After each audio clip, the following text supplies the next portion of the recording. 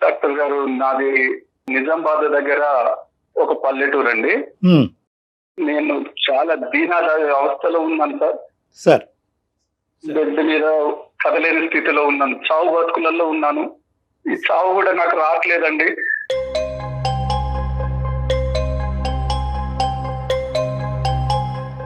కాదు సార్, అంటే చావు బ్రతుకులు అంటే మంచం మీద ఉన్నారా మీరు? అవునండి. ఒక షుగర్ ఫ్యాక్టరీలో పనిచేసేవాడిని సార్ గత కాలం. ఓకే. అది హై టెన్షన్ వైర్లు ఎలక్ట్రికల్ తగిలి 3వ అంతస్తు నుంచి కింద పడి ఫైనల్ కార్డ్ దెబ్బతిని చావు బతుకుల్లో ఉండి దురదృష్టవశాత్తు బతికానండి. ముకుందా జ్యువెలర్స్ తెలంగాణలో మొట్టమొదటి ఫ్యాక్టరీ అవుట్లెట్ మన కొత్తపేటలో ఫిబ్రవరి 14న గొప్ప శుభారంభం. అదేంటండి, ఎవరైనా అదృష్టవశాత్తు బతికానంటారు, మీరేంటండి దురదృష్టవశాత్తు అంటున్నారు? చెప్పండి నాగేశ్వరరావు గారు. మంచం మీద కదలలేని స్థితిలో ఉన్నాను మేడం. అయ్యయ్యో. దేనికి కదలలేని స్థితిలో ఉన్నాను. ఓ, మీ పన్ను మీరు చేసుకోగలుగుతున్నారా? వాటికి కూడా ఇంకొకరి మీద డిపెండ్ అవుతున్నారా? నా భార్య అన్ని నాకు చేసి పెడుతుంది మేడం. ఎన్ని సంవత్సరాలు అవుతుంది మీకు యాక్సిడెంట్ అయ్యి? యాక్సిడెంట్ అయ్యి 8 నెలలు అవుతుందండి. 8 నెలలు అవుతుంది. మ్యారేజ్ అయ్యి వివాహం జరగండి, పెళ్ళయి 6 సంవత్సరాలండి. ఓకే. పిల్లలండి? పిల్లలు 3 ఏళ్ల బాబు ఉన్నాడండి. ఓ ఓకే. తనేం చేస్తుంటుంది మీ వైఫ్? ఈ ఒక 8 నెలలు మాకు చాలా ఆర్థిక పరిస్థితి బాగలేక జాబ్ కు పంపించానండి. జాబ్ వెతకంగా ఒక టెలికాలర్ గా జాబ్ నైట్ షిఫ్ట్ లో జాబ్ వచ్చిందండి. Very good. ఓకే. కొద్దిగా సో మీకేమి ఇప్పుడు ఆర్థిక పరమైన భారాలు ఏం లేవుగా ప్రస్తుతం? ఆర్థిక భారాల కంటే మానసిక బాధాలే చాలా ఎక్కువగా ఉన్నాయండి. అయ్యో. ఇంకా ట్రీట్మెంట్లు ఏదైనా ఉన్నారంటే, అంటే మెడిసిన్ ఏదైనా వాడాల్సిన పరిస్థితి ఉందా ప్రెసెంట్? చచ్చే వరకు మెడిసిన్ వాడాల్సిందండి.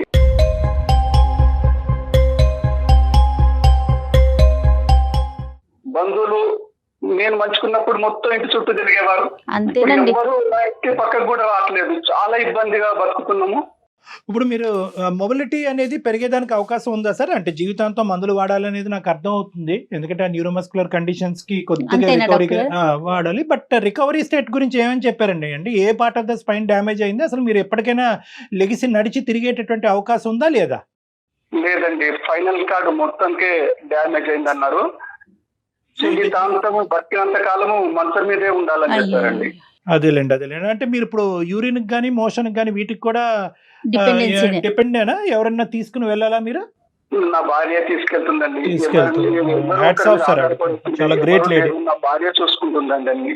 ఓపిక్ గానే ఉన్నారా సార్? మరి 8 నెలలు బట్టి ఆవిడ చేయటం అనేటువంటిది పర్లేదా? ఆవిడ ఓపిక్ గానే చేస్తున్నారా?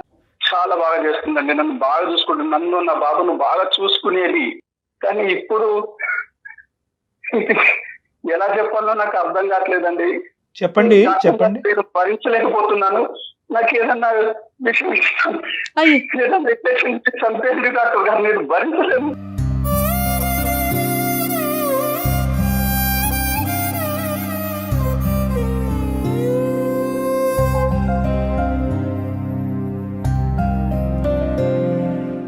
నో నాగేశ్వరరావు గారు, అలా కాదు. మనం ఇక్కడ మీరు చేసింది సమస్యకు పరిష్కారం గురించే గానీ విషయాలు ఇచ్చి చంపేదాని గురించి కాదు. దయచేసి ఆ మాట మీరు అనకూడదు. మేము డబ్బులన్నీ చేతులు అయిపోయిన 3 నెలలు చాలా ఇబ్బంది పడ్డామండి. ఈ 3 నెలలు ఇబ్బంది పడ్డ తర్వాత ఒక 5 నెలల క్రితము జాబ్ వచ్చి.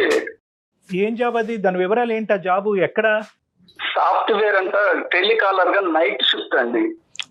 మరి ఆవిడకి నైట్ షిఫ్ట్ అయితే మరి మీకు ఇబ్బంది ఉండదా? రాత్రి ఎవరన్నా పెట్టి వెళ్తారా? మరి ఎలా బాబు ఎట్లా? బాబు చాలా బాధపడుకుంటూ నాకు అన్ని అరేంజ్ చేసి బాబును అటు ఇటు పోతాడని చెప్పేసి కాలుకు తాడుకు కట్టి నా మంచాన్ని కట్టేదండి.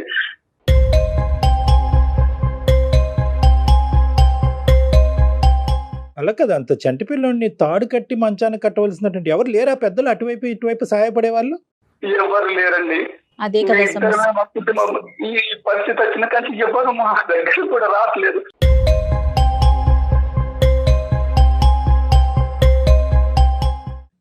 ఈ 3 నెలల నుంచి నేను గమనించింది నా భార్యలో ఏంటంటే, కొద్ది రోజుల క్రితం వామిటింగ్ చేసుకుంటుందండి. వామిటింగ్ చేస్తుంటే నా భార్యను పిలిచి అడిగానండి, ఏంటి ఇట్లా వామిటింగ్ చేసుకుంటున్నామని. ఫుడ్ పాయిజన్ అయిందండి అని దాచేసేది. 3 నెలల తర్వాత డౌట్ వస్తే అమ్మాయిని గమనించినప్పుడు పొట్ట పైకి వచ్చినట్టు కనిపించి నిలదీసి అడిగాను. అయ్యో రామ్మ, ప్రెగ్నెంట్. ప్రెగ్నెంట్.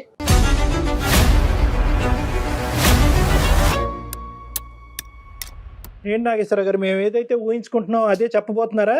అదే డాక్టర్ గారు, నేను గట్టిగా అడిగినప్పుడు జీతం తీసుకొచ్చి నా చేతిలో పెట్టి బోర్లు ఏడిచేది, కానీ ఏ విషయం నాకు చెప్పేది కాదు.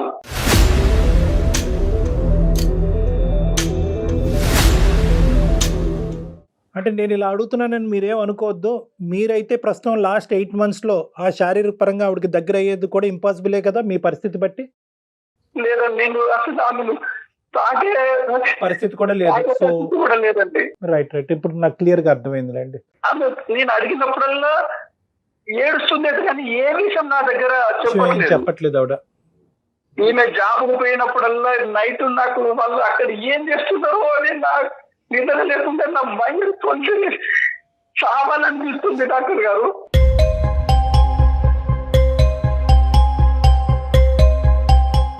మనకి మెయిల్ చేయటానికి రీజన్ ఏంటండి? నాకు చెప్పట్లేదు కదా, కనీసం మీకైనా ఈ విషయం చెబుతుందో అని చెప్పేసి మీకు మెయిల్ చేశాను డాక్టర్ గారు. ఏ కారణం చెప్పినా కూడా ఈ రోజు నాగేశ్వరరావు గారు తట్టుకోవడానికి రెడీగానే ఉన్నారా?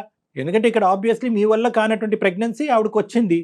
మరి నిజంగా వాస్తవానికి ఏంటంటే ఇక్కడ ఏది చెప్పినా కూడా ఎవరి వల్ల వచ్చింది అనేటటువంటి ఫ్యాక్ట్ ఒకటి చెప్తుంది, ఎందువల్ల వచ్చింది అన్నది చెప్తుంది, ఉంచుకుంటుందా ఊడుతుందా అనేటటువంటి అంశం గురించి చెప్తుంది. ఈ 3 అంశాలే చెప్తుంది.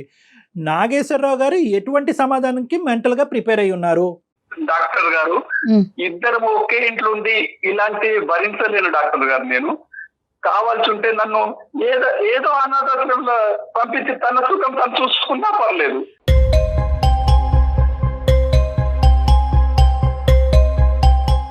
ఇక్కడుంటారా ఎక్కడుంటారా అనేది ఆవిడతో మాట్లాడిన దాన్ని బట్టి చూద్దాం అసలు ఆవిడ ఏమనుకుంటున్నారండి. ఫస్ట్ ఆవిడ ఉంటే ఆవిడకి ఇవ్వండి ఫోను. ఓకే డాక్టర్ గారు. కుస్మా, ఒకసారి ఇక్కడ ఒకసారి ఫోన్ మాట్లాడుతున్నా. డాక్టర్ గారు వచ్చారు, ఫోన్ లైన్ లో ఉన్నారు. ఏంటిది? నేను ఈ డాక్టర్ గారు, అదే మన కళ్యాణ్ చక్రవర్తి గారు, డాక్టర్ గారు నేను మెయిల్ పెట్టాను మన సమస్యల గురించి కొంచెం సార్ విన్నవించుకున్నాను, మీతో మాట్లాడతారంట. సరే. నమస్తే అమ్మా, మీ పేరమ్మా? కుసుమ. నమస్తే అండి, నా పేరు కుసుమ. దురదృష్టం కొద్ది 8 నెలల క్రితం ఒక జరగకూడనటువంటి సంఘటన వల్ల అతను న్యూరలాజికల్గా డెఫిషియన్సీ అయ్యి మంచాన్న పడి ఈరోజు అతను ఏమీ చేసుకోలేనటువంటి వ్యక్తిగా మారిపోయి అన్ని పనులు మీరే చేయటం అన్నది జరుగుతుంది. మీకు ఫస్టే మేము హ్యాట్స్ ఆఫ్ అని చెప్పాము. ఎందుకంటే మీలాంటి స్త్రీమూర్తులు ఉండటం వల్లే ఈరోజు ప్రపంచం ఇలా ఉందేమో, మీలాంటి త్యాగశీలు ఉండటం వల్లే ఇలాగ ఈ ప్రపంచం ఉందేమో అని చెప్పి చాలా గర్వపడ్డాం మేము. చాలామందికి మీలాంటి వాళ్ళు ఒక ఎగ్జాంపుల్గా ఒక పాఠం కింద నిలవాలి అనేటటువంటిది మీ ఓపికి, మీ ఓర్పుకి, సహనానికి. కానీ ఏంటంటే తర్వాత phase 2లో అతను మాకు చెప్పినటువంటి అంశం ఏంటంటే, ఉద్యోగం వచ్చిన తర్వాత 3 నెలలు ప్రెగ్నెంటో లేదా 4 నెలలు ప్రెగ్నెంట్గా నా భార్య వచ్చి నా ఎదురుగుంట నిలబడి ఏంటి విచిత్రమైన పరిస్థితి అంటే కనుక ఆవిడ ఏడవటం తప్ప ఇంకో సమాధానం చెప్పట్లేదు, నాకు బతకాలని లేదు, నాకు విషం ఇచ్చి చంపేయండి డాక్టర్ గారు అని చెప్పి మాకు ఈమెయిల్ పంపించాడు. వెంటనే ఒక మనిషి యొక్క ప్రాణాన్ని కాపాడటం మించి ఇంకో ధ్యేయం అందమైన జీవితం లేదు కాబట్టి అతనికి వెంటనే కాల్ చేయడం జరిగింది. ఇప్పుడు మీ పరిస్థితి ఏంటో చెప్పండి అమ్మా, నిర్మోహమాటంగా ఉన్నది ఉన్నట్టుగా చెప్పండి. ఎందుకంటే ఈ క్లిష్టమైనటువంటి పరిస్థితిలోంచి మిమ్మల్ని ఎలా బయటకు తీసుకురావాలనేది మేము ఆలోచిస్తాం. ఆయన్ని పెళ్లి చేసుకున్న దగ్గర నుంచి ఆయన బాగానే చూసుకున్నారండి. సంతోషం. మాకు ఒక బాబు కూడా ఉన్నారు, 3 ఏళ్ల బాబు. అయితే హైటెన్షన్ వైర్ తనకి తగిలి ఆయన ఇలా అయిపోయారు కదా. మీరేం చదువుకున్నారు కుసుమ గారు? నేను డిగ్రీ చదివానండి. Very good. సాఫ్ట్వేర్ కంపెనీలో టెలికాలర్ గా చేస్తున్నాను. ఎంతకాలం బట్టి చేస్తున్నారమ్మా? నేను ఒక 5 నెలల నుంచి చేస్తున్నాను. అదే ఎందుకు ఇప్పుడు ఆ జాబ్ నైట్ షిఫ్టేనా, డే షిఫ్ట్ ఉండదు? అది అంటే నైట్ షిఫ్ట్, వాళ్ళు నైట్ షిఫ్ట్ నాకు ఇష్టాన్ని అన్నారండి. అదేలేండి, యూరోపియన్ టైమింగ్స్ అయ్యి ఉంటాయి. ఇప్పుడు పాపం కుసుమ గారికి అవసరం కాబట్టి వెంటనే జాయిన్ అయినట్టున్నారు. నైట్ అంటే పిల్లాడు నిద్రపోతాడు, పెద్ద ప్రాబ్లం ఉండదు. పొద్దు నుంచి చూసుకోవాలి కదా పిల్లాన్ని. అదేలేండి, అది కాకుండా వారికి కూడా చూసుకోవాలి కదండి అన్ని రకాలుగా. అంతా బానే ఉంది కదమ్మా, చక్కటి జాబ్ వచ్చింది, భగవంతుడు చూపినటువంటి దారి. మరి ఇప్పుడు ఈ ఒడిదొడికి ఏంటమ్మా? ఇప్పుడు కరెంట్లీ మీరు క్యారింగ్ అని అతను చెప్తున్నారు, ఏంటి ఎంతవరకు నిజం? నిజమేనా అండి? అవునండి. ఏంటమ్మా, ఏం జరిగింది చెప్పండి. నాకు ఉద్యోగం ఇచ్చిన ఆయన ఒక 30,000 ఇస్తా, నేను మీ ఇల్లు పోషించుకోవడానికి. నాకు మా ఇంట్లో ప్రాబ్లం ఉంది, నాకు ఉండండి, నాతో ఉండమని అడిగారండి.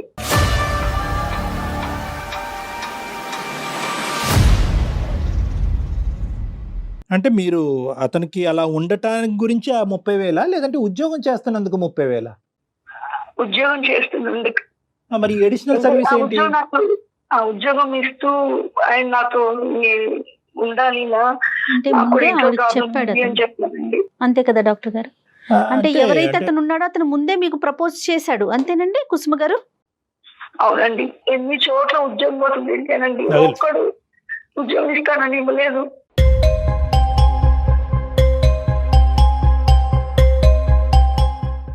కానీ నా ఫ్యామిలీ నాకు ఇంపార్టెంట్. ఆయన కూడా నా బిడ్డ లాంటి వాడే కదండి. మంచంలో ఉన్న అతనికి మందు కావాలి, తిండి కావాలి.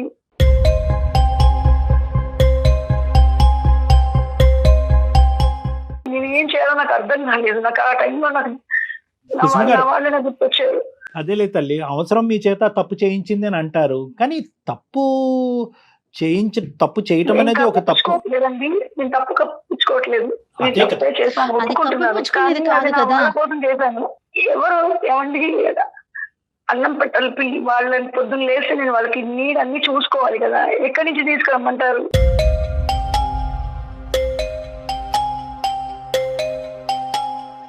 ద థింగ్ ఈజ్ ఒకటమ్మా, అలా ఆర్గ్యూ చేస్తే కనుక ఇంకా ప్రపంచంలో ఉన్న వాళ్ళందరూ వాళ్ళ కడుపు నింపుకోవడానికి తప్పుదారిలో వెళ్ళేటటువంటి కార్యక్రమంలోనే పడాలి, అందరూ చేసేసుకోవచ్చు. అది కాదు ఇక్కడ ఏంటంటే మీ అవసరం అనేటటువంటిది ఎంత ఇంపార్టెంటో, ఇక్కడ ఎథిక్స్ అనేటటువంటిది, మోరల్ వాల్యూస్ అనేటటువంటిది, దేని గురించి పుట్టి పెరిగేమనేటటువంటిది కూడా చాలా ఇంపార్టెంట్ అంశాలు. మీరేంటంటే మేము ఈ సబ్జెక్ట్ గురించి మాట్లాడినప్పుడల్లా నా అవసరం ఎవరు తెలుస్తారు, నా బాధ మీరు అక్కడ కూర్చొని మాట్లాడటం ఈజీగానే. చిన్న పిల్లాడిని మంచానికి కట్టి వెళ్తున్నానంటే నా బాధ ఎంత చంపుకుని వెళ్తున్నాను. అది అసలు అందులో మాటల్లో చెప్పలేనంత బాధ మీరు పడుతున్నారు. కానీ మంచానికి కట్టి ఏ ఆడది వెళ్తుందండి రాత్రిపూట? ఆ పిల్లాడు నిద్రలో లేచి ఏమి అవుతాడు, వాడికి ఆకలేస్తుంది, ఇవన్నీ నేను ఆలోచిస్తూనే ఉన్నాను. కానీ నాకు నా పిల్లాడు ఇంపార్టెంట్, నా భర్త ఇంపార్టెంట్ నాకు.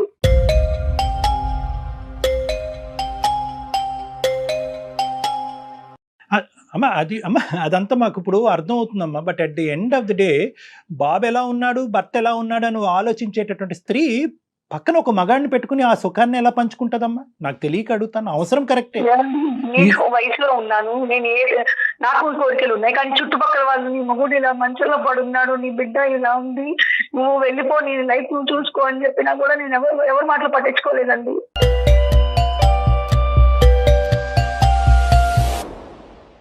అలా వెళ్ళిపోవాల్సింది. ఇరుగు పరుగు చెప్పినటువంటిది ఈ అడ్డదిడ్డమైనటువంటి దారిలో వచ్చి ఈరోజు అతనికి ఉన్నటువంటి ఈ శారీరకపరమైనటువంటి మంచం పట్టినటువంటి సమస్య అతనికి చిన్న గోరంత కనిపిస్తుంది. ఈరోజు మీరు మనసు విరగ్గొట్టారు చూడండి, అది కొండంత కనిపిస్తుంది అతనికి.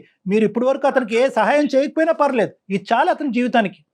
చనిపోయాడు డాక్టర్ గారు, చూసుకుంటే ఎలా బతికేది డాక్టర్ గారు?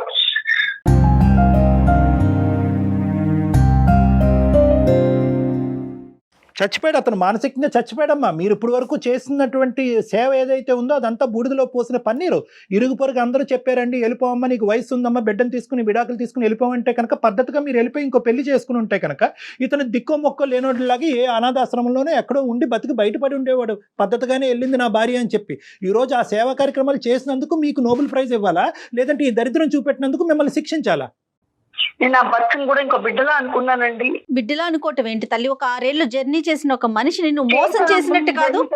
అందుకే కదా అతను మంచం మీద ఉంటే అతను జాగ్రత్త కాపాడుకోవాలి. అతన్ని కాదండి, 6 ఏళ్ల క్రితం తను మంచం మీద లేనప్పుడు మిమ్మల్ని మీ బిడ్డని కాపాడలేదు, అప్పుడు అతను ఏమైనా తప్పుడు పని చేశారా? కాయ కష్టం చేసుకోవటానికి వెనకాతల బిడ్డ పరిస్థితి, భర్త పరిస్థితి అలా ఉందనుకుని మీరు ముందుకు వెళ్ళారని అనుకోవాలా? లేదంటే ఇంకా నాకు వయసు ఉంది, నా కోరికలు నాకు ఉన్నాయి, ఆ కోరికలు తీర్చుకోవటానికి ఇంక ఇలాగే మాట్లాడుతుంది సమాజం. ఇలా తప్పుడుగానే మాట్లాడుతుంది. భర్త సుఖ పెట్టట్లేదేమో, భార్య పక్కదో వెళ్ళిందని అంటారు. తట్టుకోగలరమ్మా? ఇవన్నీ పక్కన పెట్టండి, తప్పు ఓకే. నేను అంటున్నాను నా బిడ్డ నాకు నా భర్త ఇంపార్టెంట్ అని ఒక్కటి తప్ప నా మనసులో ఏమీ లేదండి. కరెక్టేనమ్మా, కానీ అదే భర్త అదే బిడ్డ లైవ్ లో ఈ తల్లి ఏం చేస్తుంది, భార్య ఏం చేస్తుంది అంటే చూస్తూ ఉంటే కనుక అప్పుడు కూడా ఇలా కంటిన్యూ అయ్యి ఉండేవారా మీరు? చెప్పండి, నేను చెప్తున్నాను. వాళ్ళు ఒక్కలే కనిపిస్తున్నారు అని అంటున్నారు. వాళ్ళ కళ్ళతో ఈ సన్నివేశాలన్నీ చూసారనుకోండి, అప్పుడు కూడా మీరు కంటిన్యూ అవుతారా? నెంబర్ 1. నెంబర్ 2, ఏదైనా తప్పే. ఏ రాయితో తల పగలు కొట్టుకుంటేనేంటి, తప్పు చేశారు, ప్రెగ్నెంట్ అవటం ఏంటమ్మా? రేపు పొద్దున ఆ బిడ్డ పరిస్థితి ఏంటండి? ఉన్నవాడి పరిస్థితి ఏంటి? వచ్చేవాడి పరిస్థితి ఏంటి? బిడ్డ కావాలని అడిగారండి. ఏంటమ్మా? అమ్మా తన గుర్తుగా మన ఇద్దరు గుర్తుగా బిడ్డ కావాలని అడిగారండి. ఓరి ఈడు ముద్దు తగలయ్యా. అప్పుడు వాడికి ఏమేమి కోరికలు ఉన్నాయి ముందే లిస్ట్ చెప్పుంటే కనుక ఈ ఉద్యోగం ఉంటుందో ఊడుతుందో అప్పుడే డిసైడ్ అయి ఉండాలి కదమ్మా. ఒకటేమో భార్య కరెక్ట్ కాదు రావాలంటాడు, రెండోది అంటే సెక్షువల్గా ఆవిడ కరెక్ట్ కాదు రావాలని అంటాడు, మూడోది ముద్దుగా బిడ్డనివ్వాలి అని అంటాడు. ఏందమ్మా ఈడు కోరికలు? అసలు అతని లిస్ట్ లో మీరే నెంబరో చూసుకోండి ముందు. అవుట్ వాడితో మన పక్కన ఏంటి అని తీసుకెళ్ళి ఎక్కడ పడేసే అనేటటువంటి కండిషన్ రేపు వస్తుంది చూడండి. నేను రాసిస్తా. కొడుకుని అనాథాశ్రమంలో వెయ్యి, ఇతను తీసుకెళ్ళి ఇంకో చోట ఎక్కడో వెయ్యని అంటాడు. అయిపోయి నీలాంటి స్త్రీలు ఎంతమంది లేరు సమాజంలో? ఏంటి ఇప్పుడు చేసేటటువంటి పరిస్థితి ఏంటి అదైనా వివరించండి. ఇప్పుడు మీరు మౌనంగా ఉండి ఇప్పుడు అతనికి నాగేశ్వరరావు గారు మీ ప్రశ్నకి సమాధానం దొరికింది. కట్టుకున్న భర్తను కూడా ఒక కొడుకులాగా భావిస్తున్నాను, నాకు ఇద్దరు కొడుకులు, వీళ్ళిద్దరిని కాపాడటం కోసం నేను ఆ పని చేశానంటే అది అసలు ఎంతవరకు జగన్ కరెక్ట్ ఒకటి అండి? వెరీ క్లియర్, వాళ్ళిద్దరూ లైవ్ లోనే ఉన్నారు కాబట్టి ఇద్దరికి నేను చెప్పేది ఏంటంటే ఎటువంటి సంజాయిషి చెప్పినా కూడా at the end of the day it's an ethical mistake. ఇది తప్పు చేశారు అని చెప్పేటటువంటి అంశం వెనకాతల అవసరం భర్త బిడ్డలాగా చూసుకున్నాను, భర్తని బిడ్డలాగా చూసుకున్నాను, చంటి పిల్లోళ్ళలాగా సాకాను, ఇవన్నీ కవర్ అయిపోయినాయి అమ్మా. అవన్నీ 1% ఆఫ్ ద షో. మీరు చేసినటువంటి పని ఏదైతే ఉందో అది 99%. తప్పు వెనకాతల కండిషన్స్ ఎప్పుడైతే కనుక మీరు చెప్తున్నారో ఆటోమేటిక్గా మీ తప్పు కాదు అన్నట్టుగా మాట్లాడుతున్నట్టు అయిపోతుంది. డాక్టర్ గారు నాకు ఏదో దారి చూపించండి డాక్టర్ గారు. ఇదంతా వినుకుంటూ చూసుకుంటూ బతకలేదు డాక్టర్ గారు. ఈ మానసిక వేదన అవిటితనం కంటే ఈ మానసిక వేదన ఎక్కువ అవుతుంది. నాకు ఏదో దారి చూపించండి.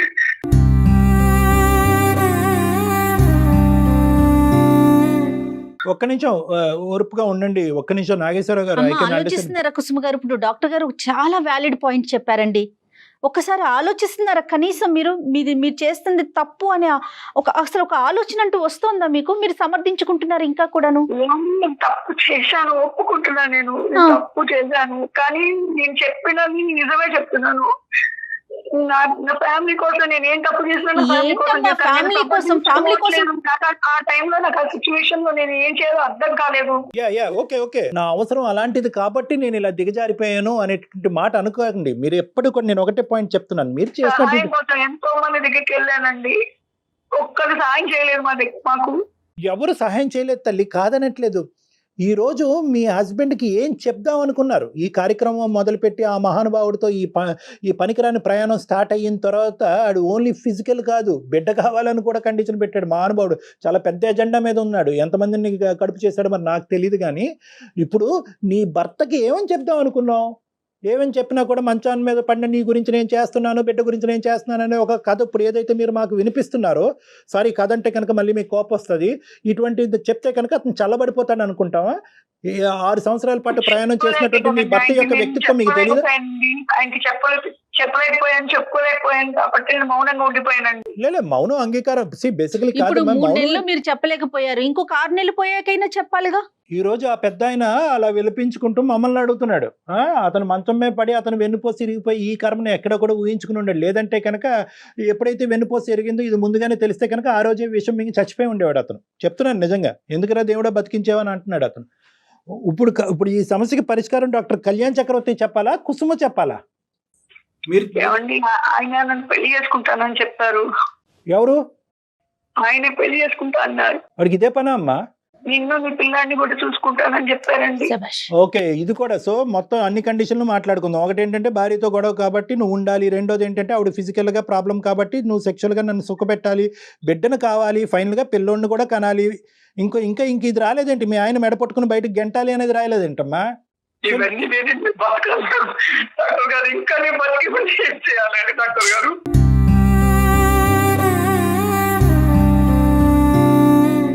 కాదమ్మా, నువ్వు నాకు తెలియక అడుగుతా, అతన్ని ఇంకెక్కువ ఏడిపించద్దు. మీరు ఇప్పుడు అతన్ని మ్యారేజ్ చేసుకోవడానికి రెడీ అయిపోయారా? ప్రెగ్నెన్సీతో పేట్ల మీద కూర్చోడానికి రెడీ అయిపోయారా? చేసుకుంటానని చెప్పారండి. వాడు ఏమన్నా అంటాడమ్మా, దొంకమంటాడు. నీ 30,000 గురించి ఏంటి ఇదంతాని? మరి ఇప్పటి వరకు మీ సో కాల్డ్ త్యాగం ఎట్లా?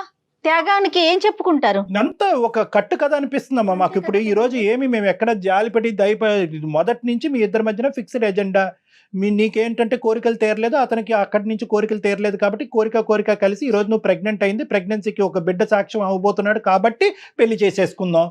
దానికి మీరు రెడీగా ఉన్నారు. ధైర్యం చేసి ఎదిరించేటటువంటి భర్త ఎలాగా లేడు, గట్టిగా అరిస్తే అతను ప్రాణాలు పోయేటట్టు ఉన్నాయి. అతను ఎవరు సానుభూతి చూపెడతారు మీకు? ఈ బిడ్డను ఏం చేద్దాం అనుకుంటున్నావు? నా బిడ్డను కూడా చూసుకుంటా అన్నారండి. ఆవిడ ఫిక్స్ అయ్యారు కళ్యాణ్ గారు. మీరు ఇంతవరకు ఏమనుకుంటున్నారంటే ఆవిడని మోటివేట్ చేయాలనుకుంటున్నారు. ఆయన కూడా మనతోనే ఉంది, ఇద్దరు సేవ చేసుకుంటాను నేను. అమ్మా, నీకు అలాంటి పరిస్థితి వస్తే మీ భర్త అలా చేస్తే ఎలా ఉంటుంది ఒకసారి ఊహించుకో కనీసం. అక్కడి వరకు వెళ్ళరుగా. ఏమ్మా, బాధ్యతలు పరిస్థితుల వల్ల కంప్లీట్గా కూరుకుపోయావో, లేదంటే నీ ఆలోచన మీద నీ కంట్రోల్ పోయిందో, ఏదన్నా అవనియండి అమ్మా. ఇప్పటికైనా ఇది ఒక గొప్ప అవకాశం ఈరోజు మీరు మాతో మాట్లాడటం. ఒకప్పుడు నిజంగా నాకు కనువిప్పు కలిగింది, ఒక ఆలోచన ఇప్పటికైనా వచ్చింది అనేటటువంటి మాట మీరు అంటే కనుక ఎటువంటి ఆప్షన్స్ ద్వారా మీరు ఇందులోంచి బయటపడచ్చు అనేది మేము చెప్తాం. అంతేగాని నేను వింటానండి, చెప్పండి. అంతేగాని బిడ్డ పుట్టేస్తున్నాడు కాబట్టి వాడు పెళ్లి చేసుకుంటాడు ఇలా కాదు. ఇప్పుడు ఏం జరగాలి అనేది ఇప్పుడు 2 ఆప్షన్స్ అమ్మా.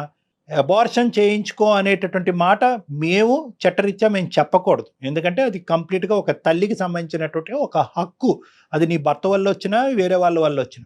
లేదండి, కడుపులో ఉన్నటువంటి బిడ్డను ఆ విధంగా చేసుకోవటం నాకు ఇష్టం లేదు, ఆడు దొంగ అయినా దరిద్రుడైనా కూడా బిడ్డను అలా చేసుకోవటం అంటే కనుక ప్రెగ్నెన్సీ కంటిన్యూ అయ్యి బిడ్డను అతనికి దారదత్తం చేయండి. ఆ బిడ్డ గురించే కదా అతను వేచి ఉన్నాడు, అతనికి ఇచ్చేసేయండి ఆ బిడ్డని. నెక్స్ట్ మీ భర్త గారిని అడగాలి, ఏమయ్యా ఇంత అన్యాయం చేసినటువంటి నీ భార్యను నువ్వు క్షమిస్తావా, ఉంటావా, ఇప్పటికీ కూడా నన్ను ఒక అనాథాశ్రమంలోనే ఎక్కడో పడేయండి అనేటువంటి మాట అంటావు అనేది బాల్ అతని కోర్టులో ఉంది. ఎందుకంటే ఈ విధంగా తప్పుదోవలో వచ్చినటువంటి స్త్రీని క్షమించి అతను యాక్సెప్ట్ చేస్తాడా లేదా అనేటటువంటిది ఫస్ట్ మీ రియలైజేషన్ బట్టి ఆధారపడి ఉంటుంది. ఫస్ట్ మీరు పూర్తిగా మనసు విప్పి మీరు చెప్పగలుగుతున్నారా? అవునండి, నేను మారుతాను. ఏ విధంగా మారుదాం అనుకుంటున్నారమ్మా? నేను అబార్షన్ చేయించుకుంటానండి. మేం ప్రెషర్ పెట్టినట్టు కాదు, అది మీ నిర్ణయం. లేదండి, నాకు నా భర్త కావాలి. నీ భర్త కావాలి, నీ కొడుకు, నా పిల్లడే కావాలండి. మరి అతనికి ఏమని చెప్తారు? అతను ఏవో చాలా ప్రామిసులు చేశాడు కదా, 30,000 కాదు 60,000 ఇస్తానంటాడు ఇప్పుడు ఇంటికి వెళ్ళగానే. నేను మానేస్తానండి, ఉద్యోగం మానేస్తాను. మరి బ్రతుకు తెరువు? కళ్యాణ్ గారు, దానికి మనం 190 ఉన్నాయండి అవకాశాలు. ఎలాంటి బిజినెస్లు చేసుకోవచ్చు, ఇంట్లో ఉండే సంపాదించుకునే మార్గాల్ని సుమన్ టీవీ ద్వారా నేను చెప్తానండి. Okay, very good. అవకాశం మనం ఆఫర్ వచ్చిందమ్మా నీకు. కానీ ప్రెగ్నెన్సీ అనే విషయం మాత్రం అమ్మ కుసుమ గారు మీరు ఇక్కడే డెసిషన్ తీసుకోవద్దు. అది ఎలా అనిపిస్తుంది అంటే చూసే ఆడియన్స్ కూడా మేమేదో రాంగ్ వేలో తీసుకెళ్ళినట్టు అనిపిస్తుంది. మీరు నిదానంగా ఆలోచించుకోండి, దాని గురించి మళ్ళీ మాట్లాడదాం. ఈ ఎపిసోడ్ అయిపోయిన తర్వాత మళ్ళీ ఒకసారి డాక్టర్ గారు మీరు నేను ఒకసారి ఫోన్లో మాట్లాడి ఏం చెయ్యొచ్చు, ఎలా చేయొచ్చు అనేది మాట్లాడొచ్చు. ఏమంటారు కళ్యాణ్ గారు? అంతేనా? నీ ఉద్యోగ అవకాశం, నీ బ్రతుకు తెరువు గురించి ఆవిడ చూసుకుంటా అన్నారు. ఇక్కడ మన దగ్గరే ఉండేటటువంటి ఆపర్చునిటీస్ ఏ విధంగా ఉన్నాయన్నది ఆవిడ మీకు వివరంగా చెప్తా అన్నారు. ఫస్ట్ అన్నిటికంటే ముఖ్యం ఏంటంటే నువ్వు బలంగా నీ తప్పును అంగీకరించి నీ నిర్ణయాన్ని నువ్వు మాకు చెప్పి తద్వారా నాగేశ్వరరావు గారు మిమ్మల్ని ఈ పద్ధతిలో యాక్సెప్ట్ చేయగలరా లేదా అన్నది మాట్లాడాలి.